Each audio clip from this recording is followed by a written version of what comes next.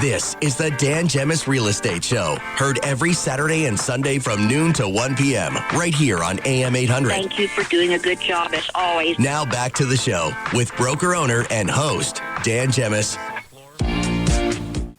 Okay, everyone, welcome back to the show. It's time for our legal tip of the week with our good friend Christian Janisse from Simply Close. Hey, Christian, how are you? Hey, Dan, I'm doing well. How are you? Have you had enough of the cold weather? I have, absolutely. We were just talking beforehand. I'm excited to go to Florida.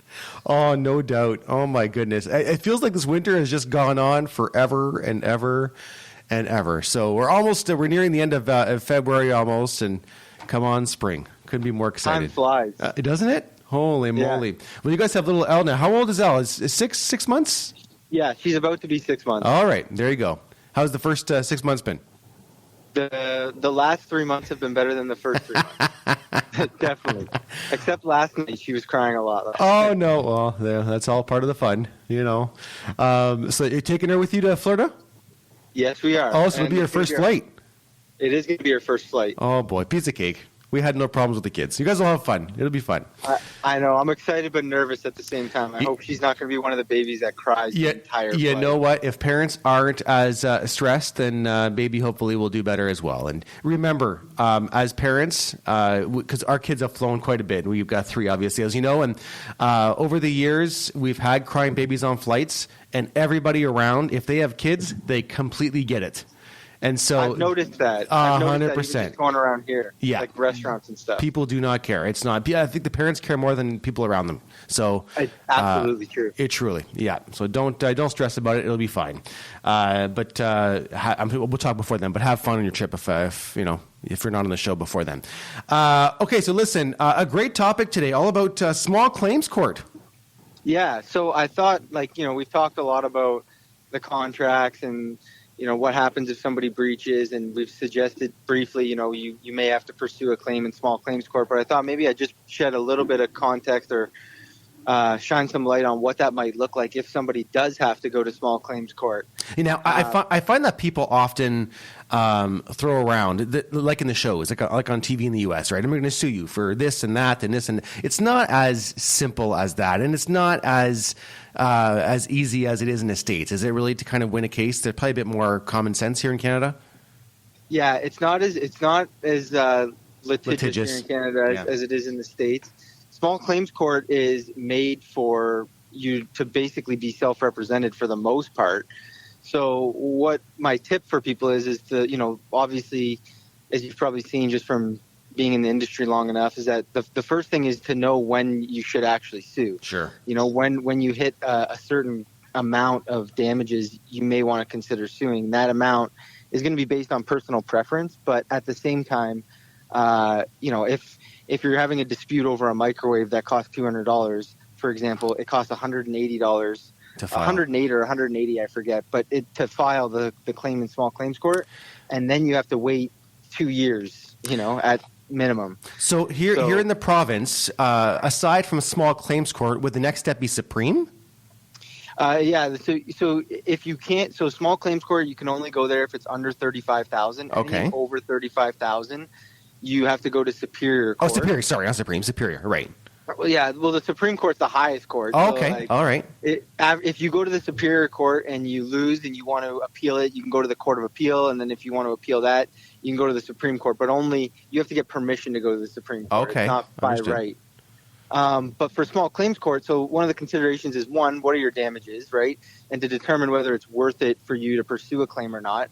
The claim may be so there's 2 things to consider. One, the claim may be really low. So if it's like $200, as unfortunate as it is, you have to understand that while you're trying to negotiate at closing, whether you're actually going to have, whether it's actually worthwhile to sue.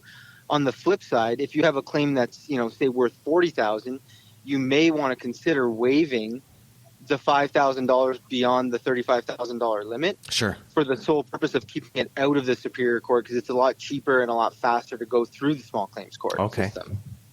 So although you're going to get $5,000 less, it's probably going to be faster and it's probably going to be cheaper. So okay. So what are some of the most common types of cases brought to small claims court? Contractor issues for sure. I would say a lot of contract disputes, people providing money to contractors, them not doing them allegedly doing a subpar job and then trying to seek reimbursement. Now, the thing with small claims court is that you want to make sure that you have a lot of evidence. So you have to be prepared ahead of time, knowing that you're going to sue them. So, for example, if somebody broke a window or if you have a broken appliance, like you want to take pictures and videos of that at the time that you put the offer in, even if you want to be super cautious. But at the very least, when you do the final walkthrough, that way you have proof, because as the plaintiff or as the person bringing the lawsuit, the burden is on you to prove that it's more likely than not that whatever you're claiming is true. So, for example, if you're saying the stove doesn't work, you have to prove that it didn't work before you bought it and that the seller was obligated to give you a working stove. So you want to have a lot of evidence. You also want to have different quotes. If you're getting work done, for example, like electrical work done, get 3 quotes. You don't necessarily have to choose the cheapest. There could be a reason why you didn't choose the cheapest, but it'll help show that your claim is reasonable as opposed to hiring your brother-in-law at an inflated cost because, you're going to get paid back through the small claims court system. Sure. Interesting. Okay. Yeah. So once you know that you're going to file a claim and you start to prepare yourself, the next thing you're going to do is you're going to file it. So as the plaintiff, once you file it, the defendant, the person that you filed against, has 20 days to respond. Okay. And if they don't respond within 20 days, you can note them in default. And what that means is it doesn't mean that you automatically win. What it means is that a judge will consider your case based on your evidence only. So in other words, the defendant has accepted your evidence as is because they didn't defend themselves. So at that point, once they're noted in default, if they defend themselves, then you go to a settlement conference. And if you can't resolve it at a settlement conference, then you go to trial. So what's a settlement conference? So a settlement conference is where you go before a mediator, basically. So it's not necessarily a judge. It could be like an ordinary person who just works for the court system. And they'll they'll assess the case. And they'll kind of give you an idea of whether you're being reasonable, unreasonable, your chances of success, what some of the issues are on both sides. Basically, what they're actually trying to do is to get you to settle it to keep the court system from being log jammed. So they'll say, it's going to cost you a lot of money to go to trial. You may want to consider accepting less for the sole purposes of getting the money now. Like, they're really pushing for you to settle. Okay. And they'll tell you, hey, you've got no chance. Like, why? Well, they won't ever say you have no chance. No, sure. It's probably inappropriate, but they'll say, you should strongly consider whether this is worthwhile. There's some severe issues. They'll kind of word it the way that they think is appropriate. Sure. But if you don't settle, you're not obligated to settle, then you have to go to trial. Okay. And is there typically a long wait for that trial? Yeah, it's typically 6 to 8 months plus. Wow. Just like the landlord-tenant board for the settlement conference, and then it's another 6 to 8 months for the trial. Wow. Yeah. So you want to move fast. As the person suing, you want to be the one that's you're driving the bus. So once you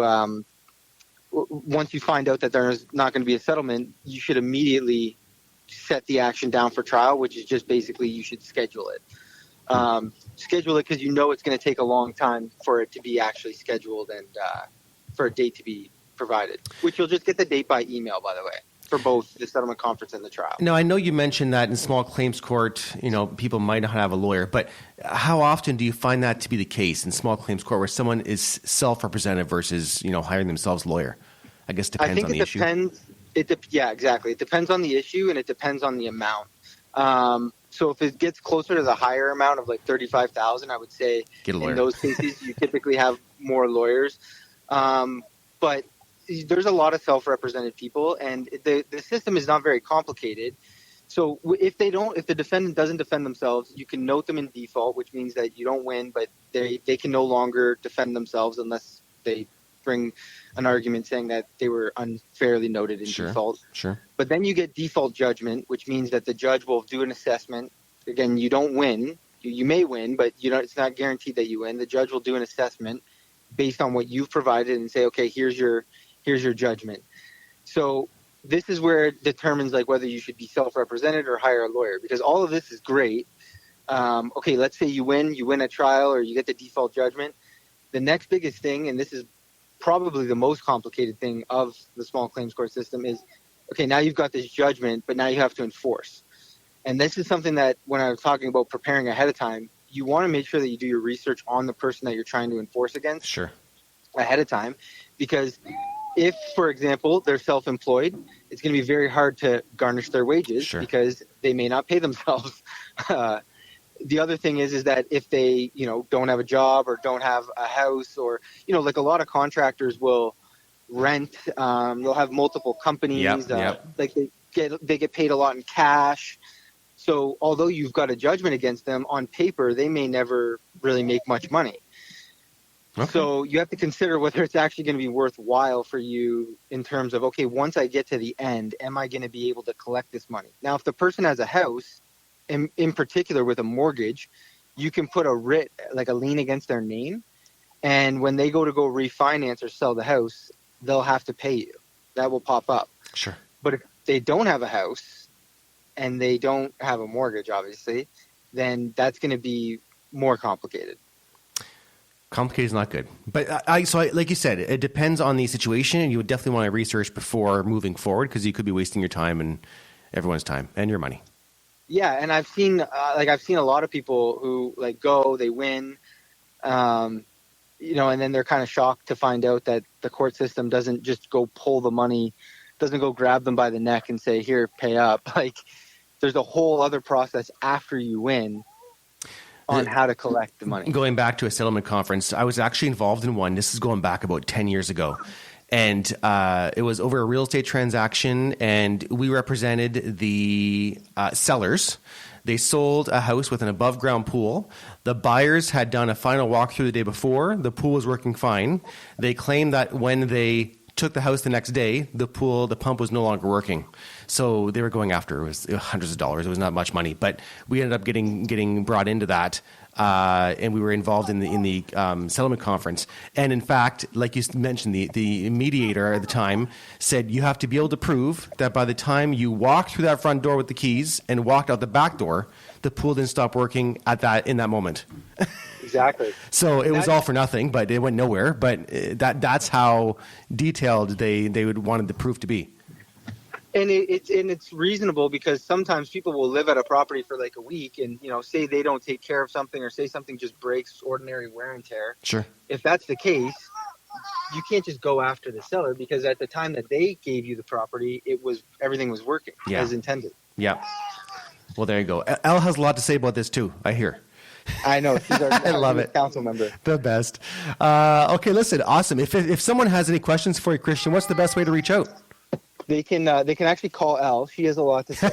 They can call us at 519-997-3775, or they can email us at hello@simplyclose.ca. Fantastic. I'll let you get back to your day, Christian. Thank you so much. Hi to Joya for me, and to Elle, and we'll talk to you soon.